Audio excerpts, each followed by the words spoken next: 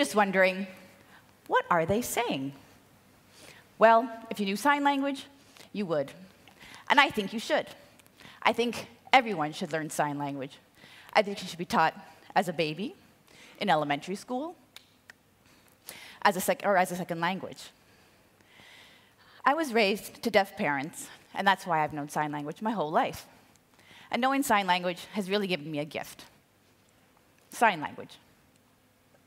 It has really enriched my life in so many ways, and I fully believe that if everyone learned sign language, that we could all really enjoy the gems of knowing sign language and what that has to offer.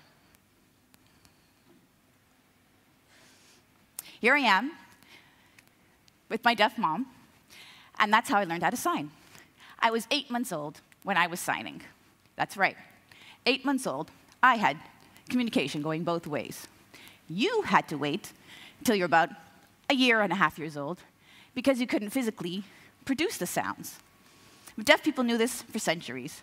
They were signing with their babies, and they would, from 6, 8, or 10 months old, they would sign back.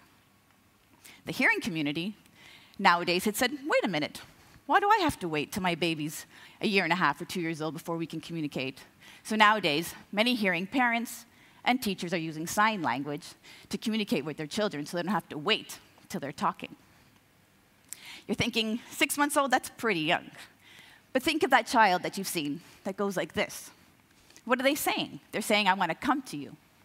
And that's something that they've learned. Every time you said, come, can I pick you up? You do that over and over again. That's basically what signing with children is about. And you just take that one step further, and you learn a handful of signs, and you use that throughout the day.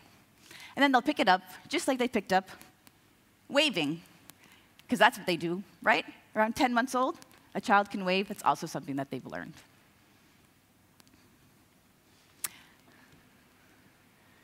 What I'd like to do is take you through the lifespan of one person and show you in the many different ways how sign language can enhance your life and how it can enhance a community as a whole.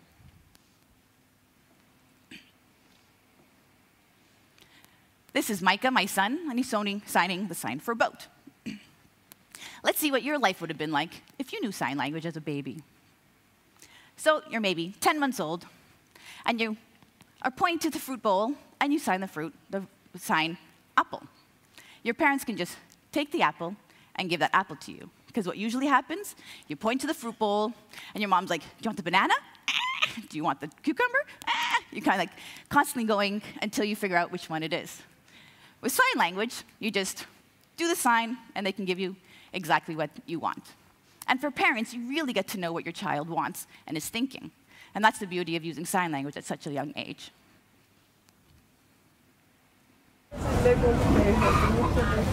Wat is dat? Wat is dat? Wat vind je? En wat is dat dan? Geit. Geit? Ja, goed zo. Wat doet het geit? Spelen is zo leuk, speel je met me mee. Want spelen is het allerleukst, zeker met z'n twee. Spelen met mijn knuffelbeer, lezen in een boek. Spelen met mijn allermooiste pop. Spelen, dat is top. Just a short example of how you can just playfully use sign language with little ones, but you also saw elementary old age kids. They also love signing. And I was just at an elementary school the other day, and I had 5 to 7-year-olds bombard me with, what's a sign for apple? And what's a sign for more? What's a sign for cake? And they were eating it up. They could speak fully, but they are, to this day, from I heard from the teacher, still signing every week.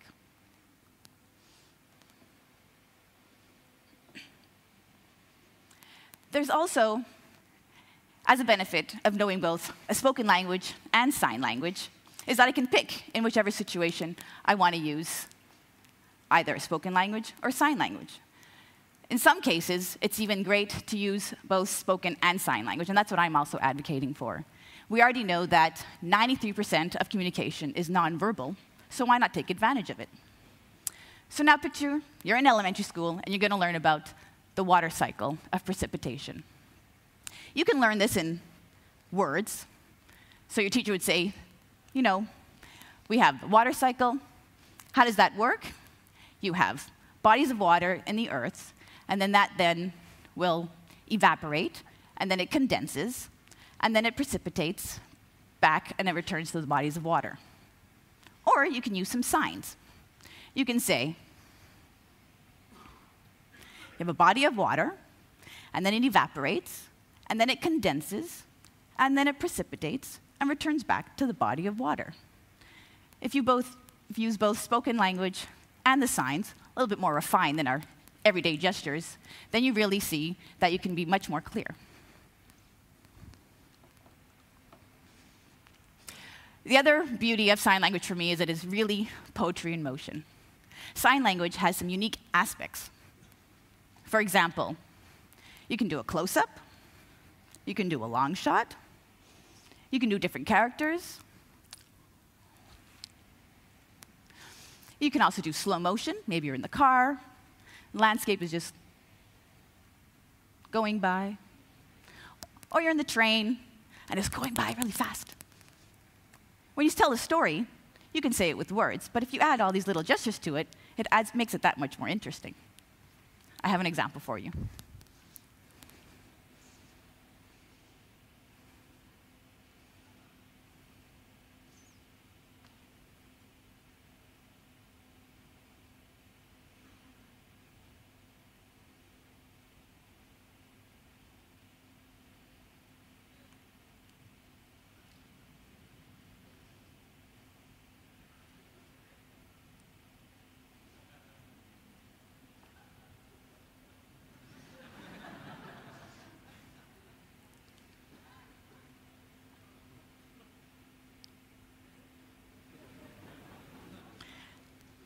So as they say, French is a language of love, but sign language is a language of storytelling.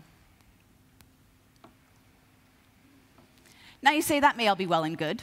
You can use it for certain times in your life, but I think you can also use it practically every day. I can't think of one industry where signing would not be handy.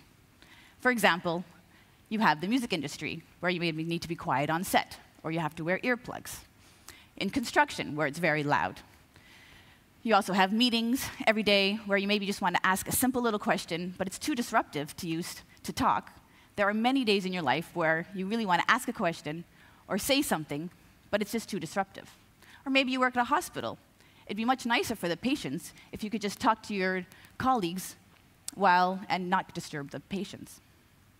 Another example is over long distances. A sign, I can sign to people all the way up there and they'd be able to see me. But if everyone is here talking and doing their own thing, I'd be quite disruptive if I had to yell to them. And that happens way more than you think in a day. And let's say you're at a club, and you see a beautiful girl, and you want to talk to her. You go up to her, and it's super loud. What do you end up doing? Hi, my name is... You can't really get your groove going, but if you knew some sign language, doesn't matter, it's super loud, you can keep signing, and you can have a conversation, and you can try and score a date. And then she has to go home, and you're at the train station. She's in the train, and you're on the platform. Again, if you don't know sign language, you're kind of like this. Bye, bye, and you're waiting, and you're waiting. What I do all the time with anyone that I know that's deaf or knows sign language, I'm still carrying on a full-on conversation until the train is literally taken off. So there's small and big times in your life when this happens. My time is up, so I'm going to go a little bit quicker. My last big point that I really want to share with you is that even though we have a deaf community, every single country has a deaf community. And so the way we can do this is teach sign language in all elementary schools or high schools. And you can learn this as a young child, and then you can apply this to your everyday lives. And the last thing that I want to say is that there are many people that are elderly that are also quite isolated. And if you knew some sign language your whole life, then you'd be able to sign. And what happens? It comes full circle. Grandpa can sign with their grandchild, and everyone is using sign language the whole day long. Am I done? Hey, Mom is working. She said, Mama's all done? Yeah? Okay. Well, as you see, I gotta go. you.